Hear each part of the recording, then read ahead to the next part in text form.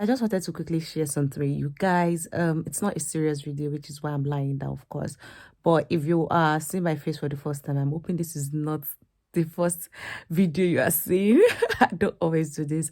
I just want to talk to you guys quickly, and it's about something I've been seeing online. You know this I don't know if you guys have been seeing it as well. You just say a comment and someone will say, "My marriage will last in Jesus' name. My own marriage will work." Or I don't know if I'm saying it the right way that people post it. It's just something around, "Oh, my marriage will last in Jesus' name. My marriage will work in Jesus' name." That sort of thing that I've been seeing online. And yes, I was going to talk about it because I think it's becoming very common. I'm talking to us now because I I I really hope and I really believe that behind that comment, behind those comments, right? I hope we really understand that it takes work, it takes effort. It's more, it's outside me. It's there is more to do than just putting my marriage will last in Jesus' name. That there is action, like there has to be an action backing that statement of my marriage will last in Jesus' name. Same goes for relationships, same goes for marriage. For anything to work, you have to work it out, right? You don't just sit down and wish and say, my marriage will last, like what we are seeing. We don't just wish things, we don't just say things. It takes effort. We don't have one you don't start acting anyhow and you expect your marriage to last all because you've said it will last. Like you have to work it out. And when I mean work it out, marriage and anything that works takes effort. Which is why I don't know why I'm emphasizing this, because I feel like when we see we're very quick to judge and say, oh, this person's marriage will not last. Oh, my marriage will last in Jesus' name. And I hope really understand that it's beyond just typing my marriage will last. You have to work it out.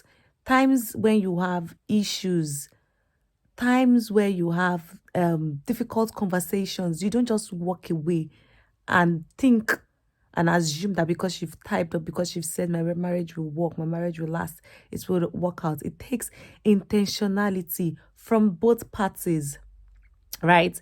It takes intentionality from both parties. Last week, during Bible study in church, we're talking about marriage, but I think we're talking about divorce rates in church. And someone asked the question and she was like, oh, what if, because now the church is saying like we shouldn't divorce, but what if your partner is beating you? What then do you do, right? Do you divorce or do you separate? And as when the school teacher said, oh, separate, don't stay in that house till like don't stay in the house when your partner is beating you, or when you're going through domestic abuse, or it can be emotional abuse, physical abuse, whatever it is. But don't stay in the house. You can stay in a separate way, a separate side or separate house while you guys try to solve your issue. And then I was like, okay, what if you are now in a separate place, right? And the other person is not willing to make it work? What then do you do? And she was like, this, this is beyond me. So the reason I said this is because I want us to understand that for marriage to work, for marriage to work out, for it to last, right?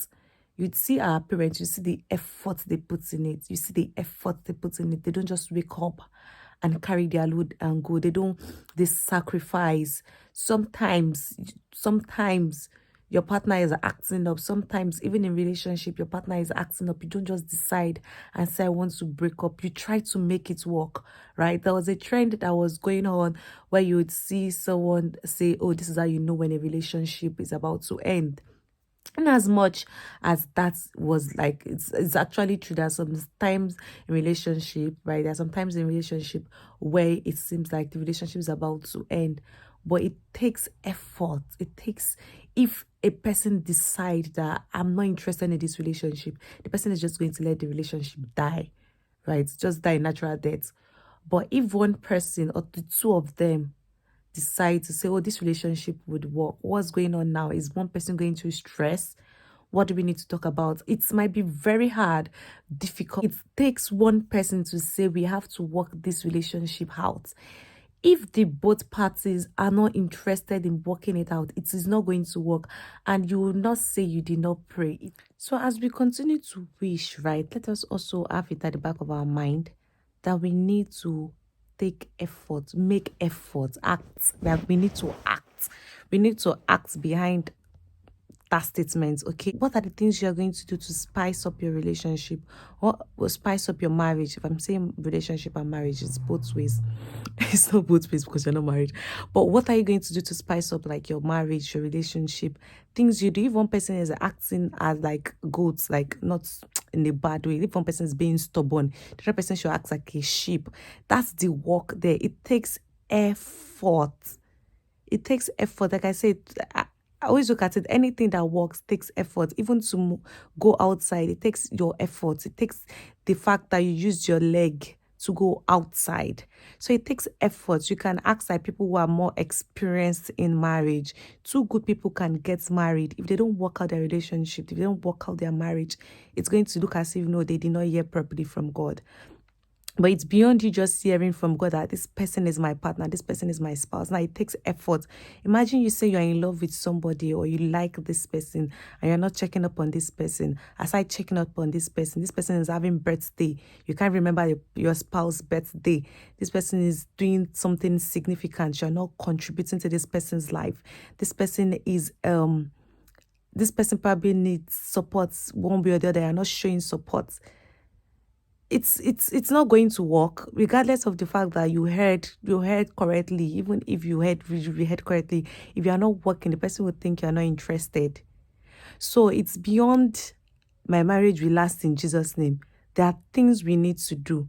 The same way, the same thing happens with prophecy. You've heard that, oh, you're going to be blessed.